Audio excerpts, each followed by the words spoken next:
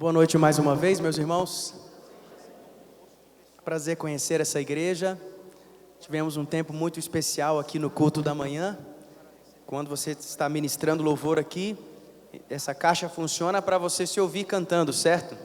Só que no caso, ministrando louvor aqui para vocês, o ministro nem precisa dessa caixa, porque o retorno são vocês mesmos. Porque vocês cantam tão bem, com tanto entusiasmo, que ouvir vocês cantando é muito mais legal do que me ouvir cantando aqui. Então, parabéns pela cultura de louvor e adoração que essa igreja tem construído, porque eu me lembro quando eu comecei nessa atividade de louvor na igreja, isso já faz muito tempo. Eu tinha 17 anos quando eu me converti, eu já trabalhava com música, então me colocaram lá no Ministério de Louvor, porque estava faltando gente, e eu não sabia do que se tratava, mas eu estava lá, queria ajudar. Havia necessidade, então eu fui. E eu me lembro que naquele tempo, o louvor não tinha toda a pompa que hoje, né, nós estamos aí vendo ministros de louvor e adoração sendo alçados ao patamar de grandes ídolos da música no Brasil, não é verdade? Isso é uma coisa nova, uma coisa aí de talvez 15 anos que vem acontecendo. Mas há mais tempo o louvor e a adoração, ele não tinha tanto prestígio assim. Eu me lembro quando eu comecei a tocar e ministrar na igreja, muitas vezes eu ouvia algo parecido com: Fabiano, toca umas 3 musiquinhas para esquentar o povo lá, porque daqui a pouco vai começar aquilo que é importante mesmo no culto. Quem é de louvor e já ouviu uma dessa? Alguém? Toca umas musiquinhas para esquentando o povo, né? Primeiro, musiquinha. Segundo, para esquentar o povo. Eu ficava pensando, eu tinha acabado de me converter. Eu escutava aquilo, eu ficava, rapaz, eu vou procurar um negócio mais importante para fazer na igreja. Porque apesar de eu gostar muito de música, se aquilo que eu faço aqui é tocar umas musiquinhas para esquentar o povo, eu estou fora. Eu acho que na igreja deve ter coisa mais importante para fazer. Mas nós viemos de um tempo assim, na história da igreja brasileira, onde o louvor e a adoração era tratado simplesmente como uma introdução, como uma abertura de algo realmente importante que aconteceria então no culto. E até por isso no início eu tive muita resistência. Eu contei aqui de manhã, eu fui missionário no início da minha vocação. Logo no início, com 19 anos, eu já estava envolvido numa agência missionária que se chama Jocum, que inclusive tinha uma galera aqui de manhã, né? Participou de um evangelismo aqui com vocês. Eu era da Jocum, só que há 1998, faz a conta aí, 21, há 21 anos atrás. Mas eram as mesmas coisas, teatro, música, era a mesma coisa, viu gente? E eu gostava, eu queria pregar na rua, eu queria pregar nas escolas, eu queria pregar para as pessoas, eu achava que isso era muito mais importante do que tocar musiquinha para esquentar o povo. Faz sentido? E eu tive que deixar Deus me ajudar a entender o supremo valor da adoração. É por isso que eu estou dizendo isso, parabéns, porque eu acho que vocês estão entendendo uma coisa muito importante. E eu acredito e creio e peço a Deus que seja muito mais do que simplesmente, porque muitas igrejas estão entrando nessa coisa do louvor e adoração hoje, simplesmente porque também está na moda, não é? Está super na moda, está em alta essa coisa do louvor e todo aquele formato, toda aquela maneira de se fazer, né? E de se cantar, e de se tocar, de se vestir e de se dizer as coisas. Está tudo muito na moda, mas que o Senhor faça diferente aqui no meio de vocês, e que a adoração tenha realmente um significado muito mais profundo, bíblico e transformador. Por isso eu gostaria de conversar com os irmãos hoje sobre esse assunto, sobre o que quer dizer o louvor e a adoração, ou o que acontece quando nós estamos adorando. Uma das primeiras coisas que aconteceu para mim, para que o meu preconceito a respeito de louvor e adoração, olha só que coisa, que paradoxo, né? Uma pessoa que começou a vocação com muito preconceito a respeito dessa atividade, foi onde justamente Deus disse: é assim, é desse jeito que eu vou usar você. E eu tive que lidar com isso. E uma das coisas que me ajudou a entender é que, o meu café chegou, senti o cheiro, é que, eu não sei se você já reparou, mas o maior livro da Bíblia, que está bem no meio da nossa Bíblia, é o livro de Salmos. E esse livro é cheio de canções e cheio de músicas, cheio de expressões de louvor, de súplica, de clamores, de arrependimento, tudo isso derramado diante de Deus como uma forma de adoração e de louvor. E é óbvio, o livro de Salmos é onde nós mais aprendemos sobre louvor e adoração na Bíblia. Se você quer aprender sobre louvor e adoração na Bíblia, coma o livro de Salmos, beba o livro de Salmos, muita coisa para se aprender. E um dos salmos que mais me encanta quando nós estamos tratando desse assunto é o Salmo 95. E eu queria que você abrisse esse salmo, nós vamos ler e em seguida vamos refletir a respeito dele. Salmo número 95.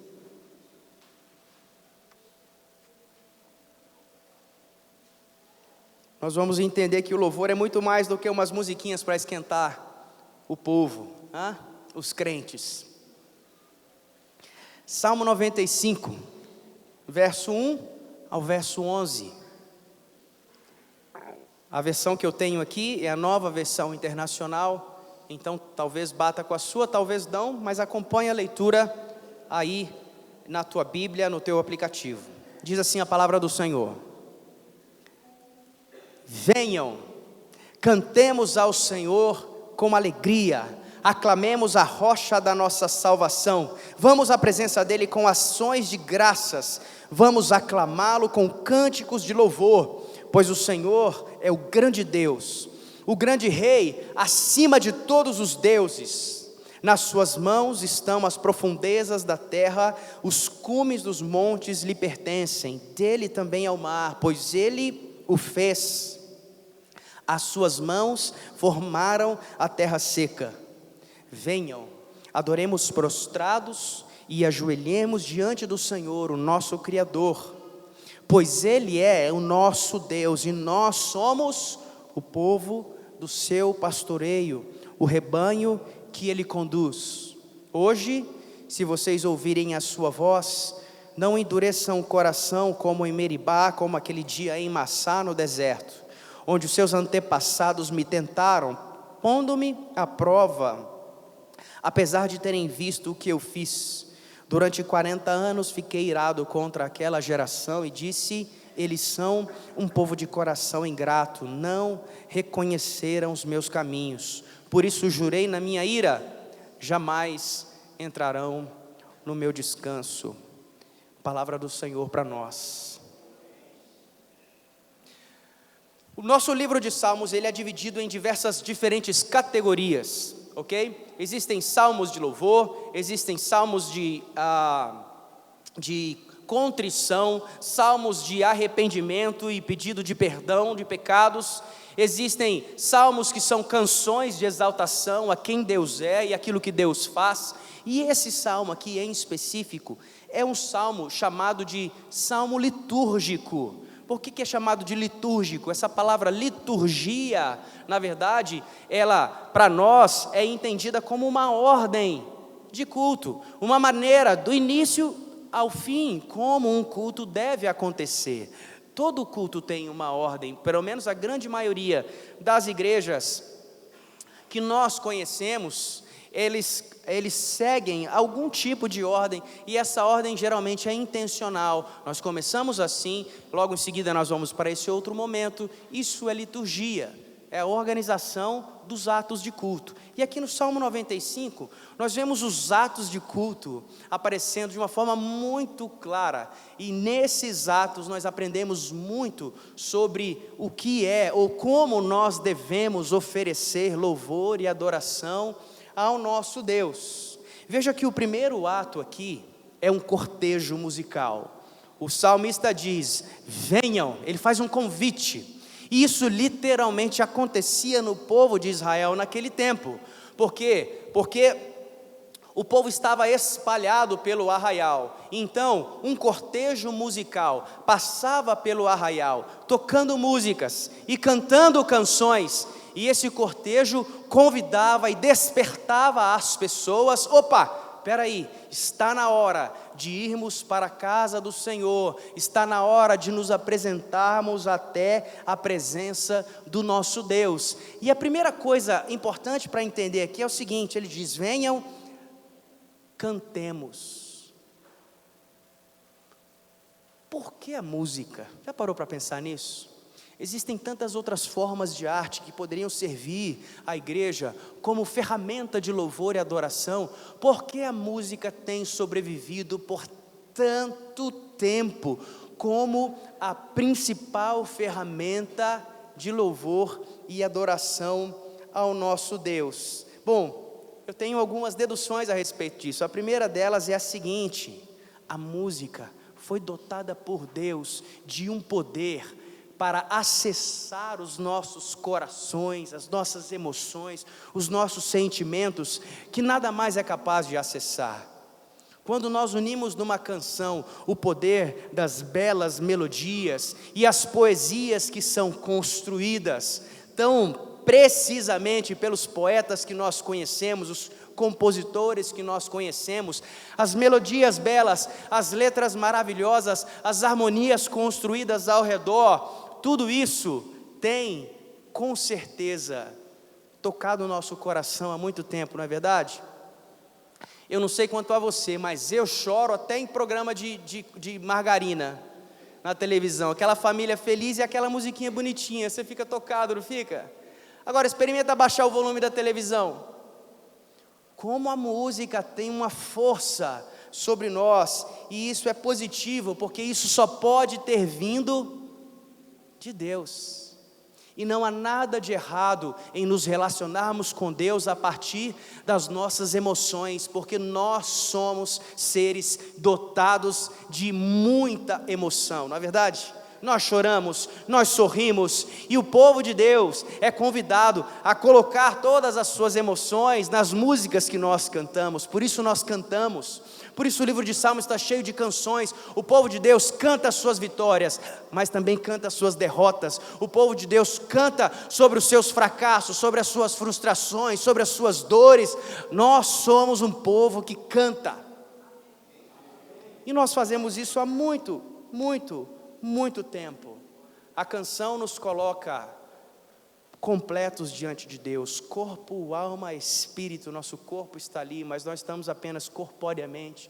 Nós estamos com as nossas emoções, com a nossa alma, com os nossos sentimentos, com o nosso espírito, com o nosso entendimento. Nós estamos íntegros ali diante da presença do Senhor, e a música nos ajuda a fazer isso. Outra coisa, a música é capaz de dar uma voz apenas para um corpo de 100, 200, 2.000, 20.000 pessoas. A música nos une. Ela faz aquilo que aconteceu na dedicação do templo de Salomão. Isso está registrado no livro do profeta Samuel. O que acontece? Quando eles vão dedicar ao templo, ao Senhor, o Senhor instituiu cantores e músicas, e eles estavam cantando. O texto diz em uníssono. O que isso significa? Todos estavam ao mesmo tempo dizendo a mesma coisa para o Senhor, e até então não havia esse tipo de expressão coletiva e congregacional. É por isso que a palavra diz que Deus habita no meio dos louvores do seu povo. Porque o que aconteceu naquele instante onde em uníssono todo o povo de Israel dizia a mesma coisa ao mesmo tempo para o Senhor? A presença do Senhor foi tão poderosa sobre eles, tão poderosa sobre eles, que eles mal puderam ficar de pé, e os sacerdotes não podiam exercer as suas funções. Tamanha era a presença de Deus quando o povo se unia para dizer a mesma coisa ao mesmo tempo ao Senhor. E a música faz isso, ela torna isso possível. Além disso, a música nos ajuda a memorizar verdades fundamentais sobre o amor de Deus, sobre a misericórdia de Deus, sobre a graça de Deus, sobre a obra redentora de Jesus Cristo, sobre a nossa história no meio dessa obra. Essas canções estão ajudando a igreja ao longo de séculos e séculos e séculos a memorizar a verdade do Evangelho. Por isso a música. Tá bom de razão? Por isso a música. E aí o texto diz: venham, que cantemos ao Senhor com alegria. E o texto diz o seguinte ainda: vamos à presença dEle. Isso naquele tempo era fácil de se entender, porque a presença de Deus, ela era figurada ali no templo, pela arca, pelo lugar do Santo dos Santos. Era ali realmente, fisicamente, que as pessoas entendiam e viam, Deus está ali naquele lugar. Hoje isso não é mais tão concreto para nós, porque de fato Deus não habita mais em templos feitos por mãos humanas. Depois do tempo da graça, Jesus Cristo morreu e rasgou aquele véu, e hoje nós estamos na presença de Deus o tempo todo, não é verdade?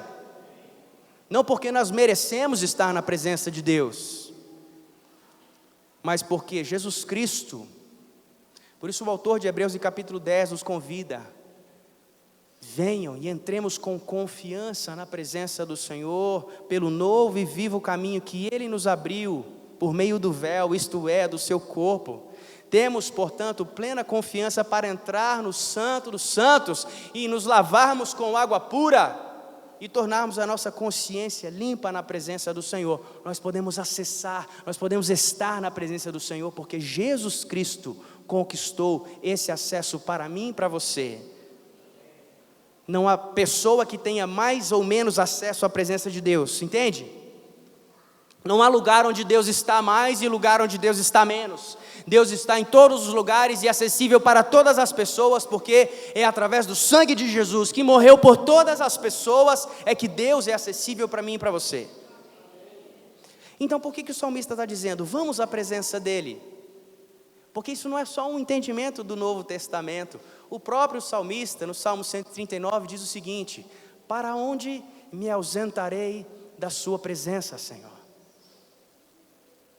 Se eu vou ao mais alto monte, lá tu estás. Se eu desço no mais profundo vale, o Senhor lá também está. Não há como escapar, não há como não estar, não há como fugir da presença do Senhor. Ele está em todos os lugares. O que o salmista quer dizer então com vamos entrar na presença do Senhor? Não tem a ver com entrar e sair, faz sentido? Quando você sai por aquela porta, você não está saindo da presença de Deus. Deus não habita, Deus não mora aqui nesse lugar. Ele vai com você. Quando a Bíblia, aqui não é a primeira nem a única vez que a palavra nos diz, vamos à presença do Senhor. O que ela quer dizer é o seguinte: vamos tomar consciência a respeito da presença do Senhor. Faz sentido? Porque você pode estar no lugar onde Deus está e não necessariamente estar na presença de Deus. Faz sentido? Não é porque você está aqui essa noite que isso queira dizer que você realmente está na presença de Deus. Estar na presença de Deus é tomar uma consciência profunda. Eu estou agora na presença de Deus, portanto, isso requer de mim algum tipo de postura, algum tipo de reação, algum tipo de expectativa. Afinal, estou diante e na presença de Deus. E é isso que o salmista está fazendo nos versículos seguintes. Ele convida o arraial, e ele vai conduzindo o povo de Israel até o templo. E enquanto eles estão cantando, o salmista está aproveitando aquele momento para encher o coração daquele povo de significado a respeito da adoração. E olha o que o salmista diz. Primeiro, no versículo 3 ele diz: pois o Senhor é o grande Deus. Ele diz: vamos à presença dele. E logo em seguida ele diz: pois ele é o grande Deus, o grande Rei, acima de todos os deuses. Era muito comum naquele tempo celebrar, vários povos tinham seus deuses, e eles prestavam culto e faziam festas para os seus deuses. O que o salmista está dizendo para o povo de Israel é o seguinte: nós estamos indo até a presença de Deus. Agora prestem atenção, Ele não é mais um Deus, Ele é o Rei, Ele é o grande Rei. Engraçado que o texto não diz, Ele é o grande Rei acima de reis, percebe? O que o texto diz? Ele é o grande Rei acima de todos os deuses. Basicamente o que o salmista estava dizendo: vocês estão acostumados a ver os povos fazerem grandes festas para os seus deuses. Agora o Deus que nós estamos indo até a presença dele agora nesse momento, merece uma festa muito maior, porque Ele é o grande Deus, Rei entre todos os deuses. Ele é o maior de todos, portanto Ele merece o maior culto, a maior celebração, a maior festa, a maior reverência, a sua presença.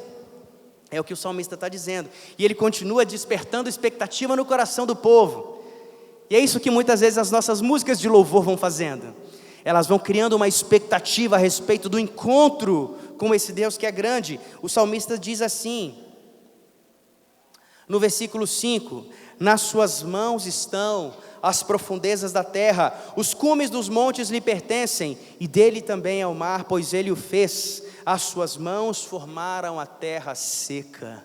Também naquele tempo era muito comum medir o poder de um rei a partir do seu domínio, do tamanho geográfico do território, até onde se estendia o seu governo. Quando você podia dizer assim, era muito distante os limites do governo desse rei, então você entendia, esse rei realmente é poderoso. Agora o que o salmista está dizendo a respeito do Senhor aqui é o seguinte: as profundezas da terra. Qual rei que é Senhor sobre as profundezas da terra, ou que lá chegou para conquistar? Nenhum. As profundezas da terra e os cumes dos montes, os extremos, todos os lugares são dele, e dele também é o mar. Não porque, como naquele tempo, um imperador ou um governador se tornava rei a partir de uma conquista militar. O que o salmista está dizendo sobre o Senhor aqui é o seguinte: Ele é rei porque Ele criou.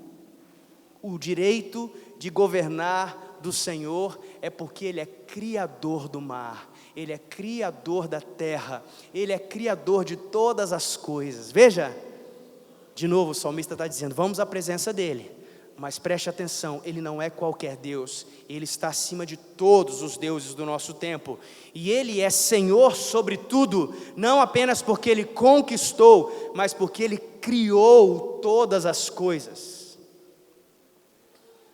E o povo já começa, opa, percebe?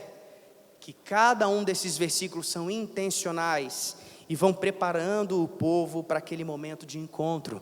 E aí, nesse momento, aquele cortejo musical que está celebrando, havia danças naquele tempo, enquanto esse cortejo se dirigia até o templo. Depois de ter escutado todas essas coisas, então, eles se veem diante das portas do templo.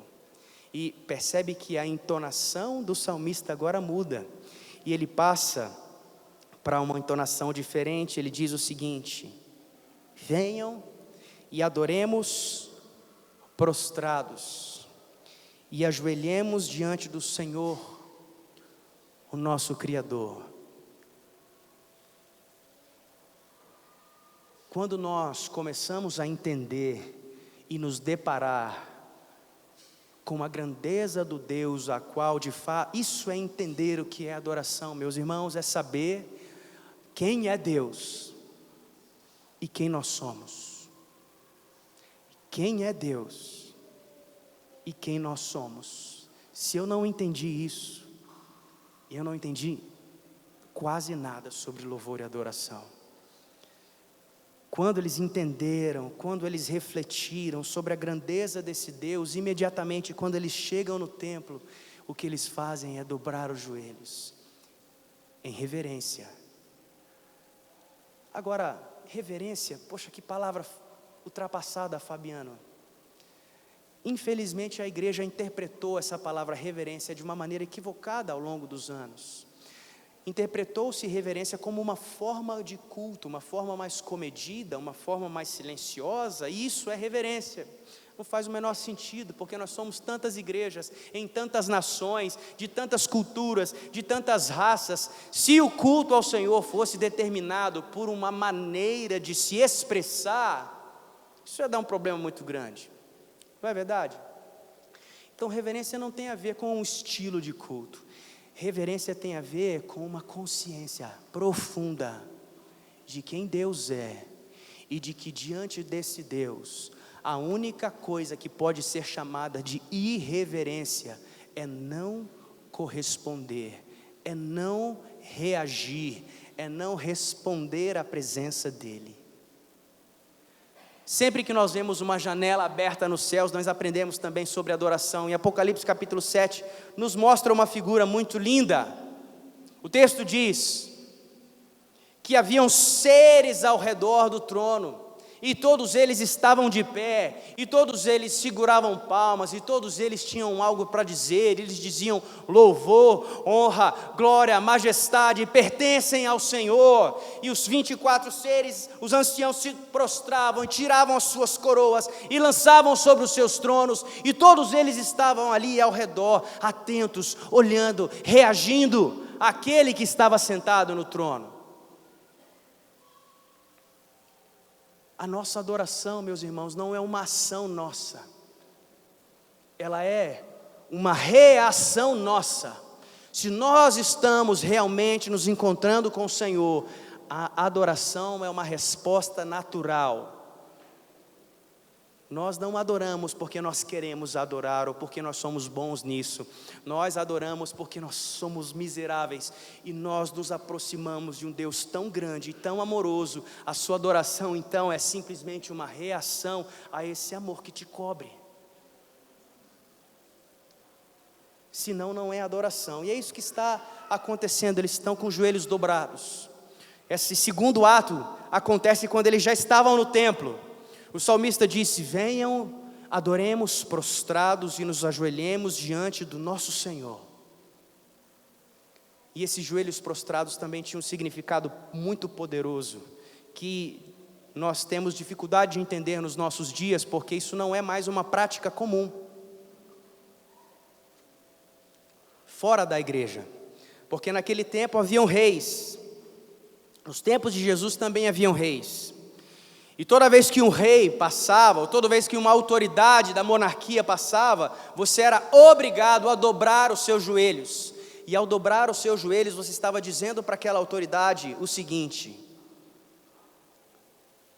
você é Senhor, e eu sou seu servo. Os direitos da minha vida pertencem ao Senhor. É isso que uma pessoa que dobrava os joelhos diante de um rei estava dizendo. Só que aí o evangelho é apresentado para aquele povo, e começa esse grande conflito para as pessoas entenderem que nos tempos de Jesus, César era chamado de Kyrios, que era essa palavra que nós traduzimos aqui no Antigo Testamento para Senhor. E o apóstolo Paulo começa a dizer: se você confessar a Jesus Cristo como o Kyrios da sua vida, como o Senhor da sua vida, e é isso que significa dobrar os seus joelhos. A adoração também sempre é para nós, meus irmãos, uma oportunidade de dobrarmos de novo a nossa vida, de entregarmos de novo a nossa vida. É como se nós nos convertêssemos todos os domingos. Não é lindo isso? E nós chegássemos aqui e outra vez disséssemos através das canções: Deus, eu sou seu, eu pertenço ao Senhor, eu não tenho direitos sobre a minha vida. O Senhor tem a decisão de todas as coisas. Eu simplesmente sou o seu servo e eu me dobro outra vez, porque quando Deus está no meio da sua casa, quando Deus está no meio do seu povo, o que a Bíblia também nos mostra é que Ele sempre está, não apenas ali, mas Ele está sentado no seu trono, e aquele que está sentado no trono, governa. Se nós o exaltamos como Senhor na nossa vida, é óbvio, nós estamos dizendo que Ele é aquele que manda. Aquilo que Ele diz é a verdade para mim. Isso faz parte da nossa adoração. Adoremos prostrados e ajoelhemos diante do Senhor, o nosso Criador, o texto diz. E continua dizendo, pois Ele é o nosso Deus, e nós somos o povo do seu pastoreio, o rebanho que Ele conduz. Você consegue perceber como uma linguagem que era muito mais abrangente e extraordinária, começa agora, quando eles estão ali ajoelhados, a se transformar numa linguagem mais íntima e pessoal? É assim a nossa adoração. Nós começamos celebrando, exaltando e dançando e cantando, e nós vamos dando passos e nos aproximando da presença, e nos aproximando dessa consciência de uma presença superior, sagrada, no meio da igreja. E quando nós nos deparamos, nós simplesmente nos encontramos com Ele, não mais como se fôssemos um corpo grande de pessoas, mas eu e Ele. A intimidade, o encontro, a experiência, e é nesse momento que Ele se revela e se apresenta como pastor das nossas almas. Veja que o salmista tem o zelo de nos mostrar que parte da nossa adoração é estarmos ali na presença, para que o pastor das nossas almas venha e cuide. O que um pastor faz? Essa figura é maravilhosa na palavra de Deus. O pastor é aquele que limpa as feridas, o pastor é aquele que tira todas as sujeiras, o pastor é aquele que alimenta, o pastor é aquele que cuida de todas as coisas, supre todas as necessidades, o pastor é aquele que protege do perigo, o pastor é aquele que orienta com a sua voz.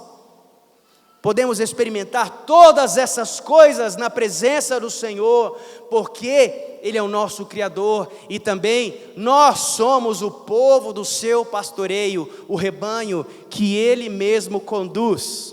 Uma coisa linda sobre os pastores daquele tempo, e os salmistas conheciam muito bem essa cultura do pastor e a ovelha. Todos os dias o pastor estendia o seu cajado e as ovelhas passavam por baixo, e essa era uma maneira dele contar as ovelhas, uma a uma. O Senhor passa sobre nós e Ele conta um a um. Nós temos a nossa experiência de adoração coletiva e congregacional, mas Ele se importa com você, com a sua expressão, com a sua adoração, com a sua reação, com aquilo que você tem a dizer, porque Ele te conta. Ele não perde sequer uma das suas ovelhas, e Ele cuida das nossas necessidades como ninguém, porque Ele é o nosso Criador. Fala sério, é muito mais do que 3 musiquinhas para esquentar o povo, não é verdade?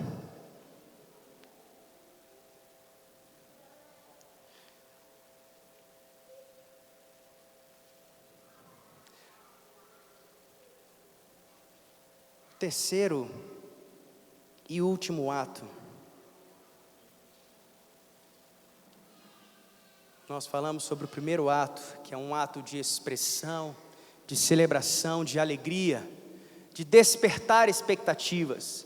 Falamos do segundo ato, que é dobrar-se, que é confessar como Senhor, que é apresentar-se em humildade diante do pastor, e receber do pastor o cuidado, o zelo, o carinho, o amor.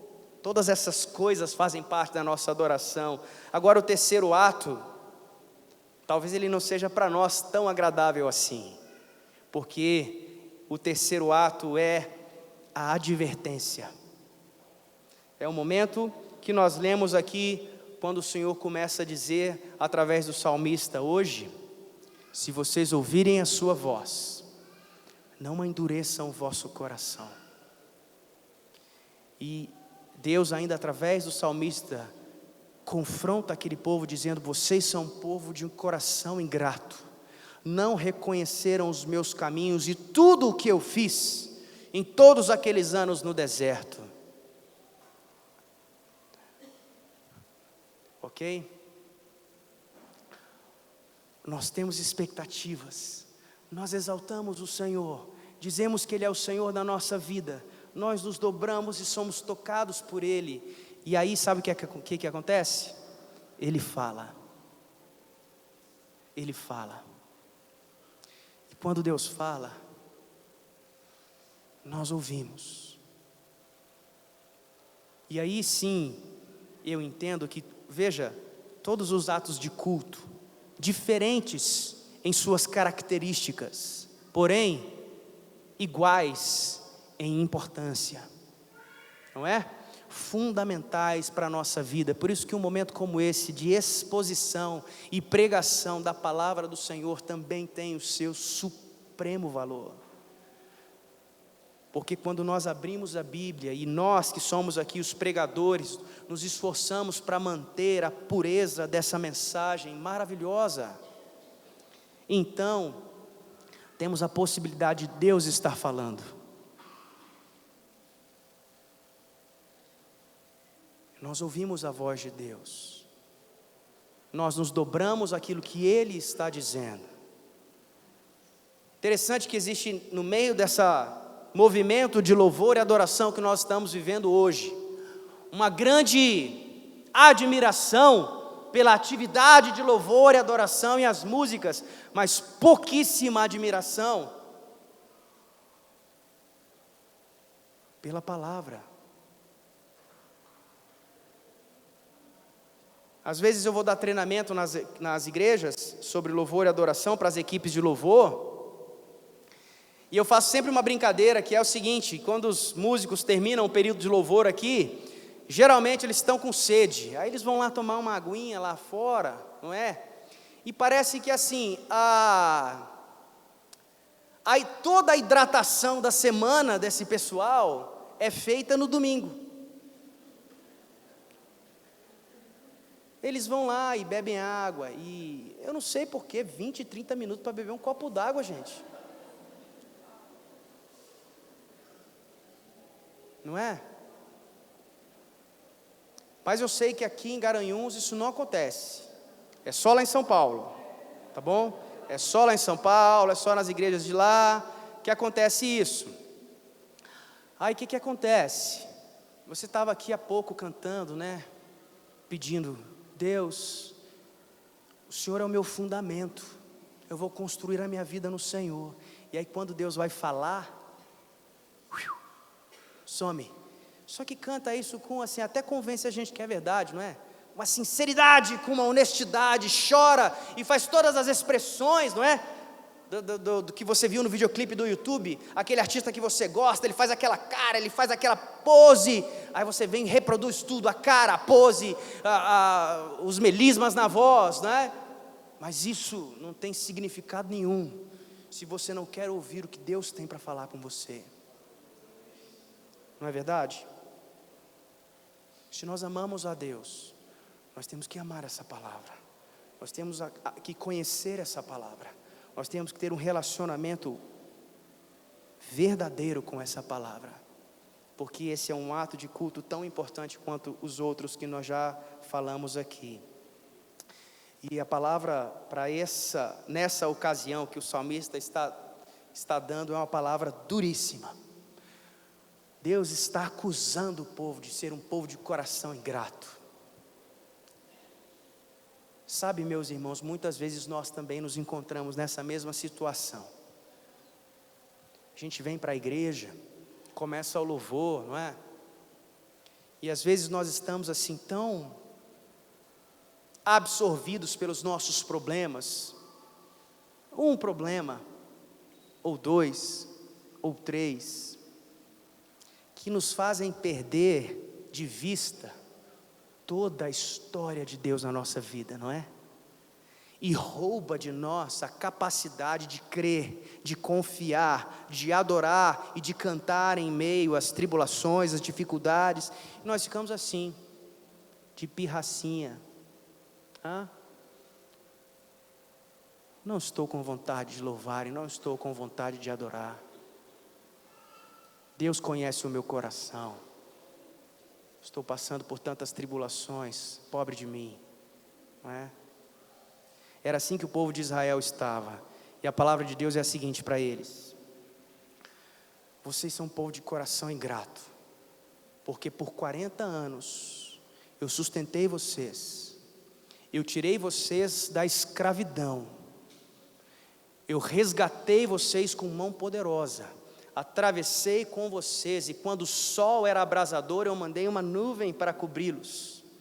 Quando a escuridão era perigosa, eu mandei uma coluna de fogo para iluminar, e quando a fome apareceu, eu mandei um maná, eu fiz brotar água da rocha, eu cuidei de vocês. Alguma vez faltou, como se Deus estivesse dizendo isso, não é? Porque a gente vem com os nossos problemas, ai meu Deus, o cartão de crédito vai cair, Senhor, ajuda e tal, e Deus fala assim: alguma vez eu deixei você passar fome?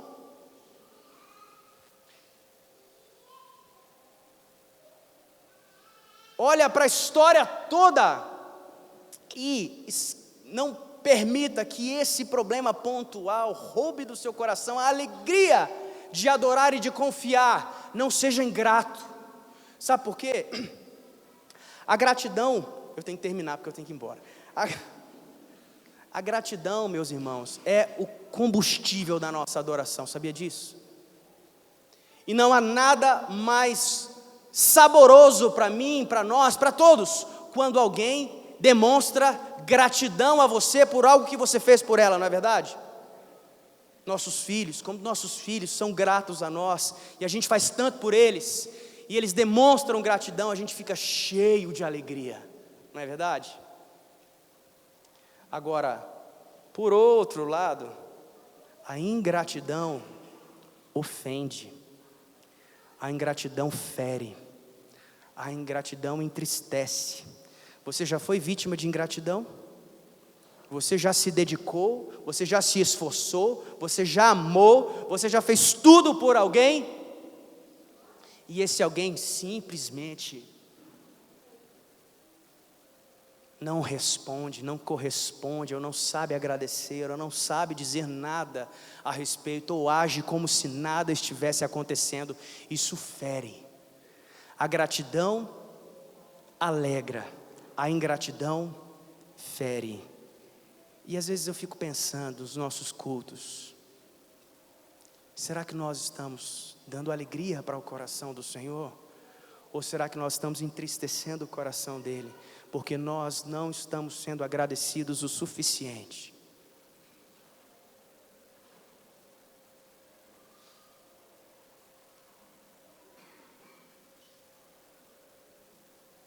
Meu irmão, eu sei, muitas histórias aqui essa noite, muita gente provavelmente passando coisas muito difíceis. Mas, e pode parecer até injusto ou insensível aquilo que eu vou dizer para você agora, porque eu sei também que você não conhece a minha vida e não sabe dos meus problemas, não é? Mas eu quero dizer para você, você pode ser grato a Deus, não por aquilo que está acontecendo a você. Eu não acredito que a gente tem que ficar agradecendo por desgraça, mas nós podemos ser gratos a Deus, porque mesmo acontecendo aquela situação, na nossa história que temos com Ele, podemos encontrar força, confiança, esperança, e a nossa esperança não se resume a essa era, a esse mundo, porque o apóstolo Paulo nos orienta, se a nossa esperança se limita a esse tempo e a esse mundo, nós somos os mais miseráveis de todos os homens. A nossa esperança está no céu. A nossa esperança está não naquilo que vemos e vivemos e experimentamos aqui nesse mundo. Isso já seria razões o suficiente para nós entrarmos, para vocês entrarem por aquelas portas todos os domingos cheios de gratidão. Não importa o que você passe e atravesse aqui nesse tempo, Jesus vai guiar você até o final. E quando chegar aquele dia,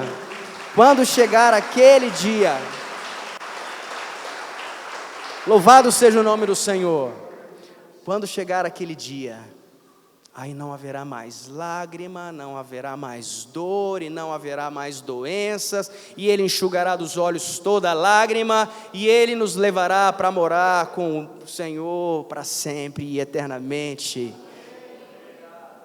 Gratidão, meus irmãos, Ele salvou você, Ele te deu a vida eterna, Ele morreu para que você tivesse vida eterna. Amém? Todas essas coisas são razão da nossa adoração. Eu queria fazer uma oração e pedir para que o Senhor continue construindo uma consciência poderosa de louvor e adoração nessa igreja. Que vocês façam, não simplesmente porque está sendo feito em todos os lugares, mas que vocês façam entendendo o que estão fazendo, com o coração cheio do significado verdadeiro do louvor e da adoração, e se aprofundem nisso cada vez mais, em nome de Jesus. Feche os seus olhos, eu só gostaria de orar por vocês, então vou encerrar, pelo menos a minha parte. Senhor, muito obrigado por esse momento, pela palavra do Senhor, obrigado pela orientação que a sua palavra é para nós. E a minha oração por essa igreja, pelo Centro Cristão de Adoração, essa comunidade adoradora que o Senhor está levantando em Garanhuns, que eles cresçam em compreensão daquilo que significa adorar ao Senhor.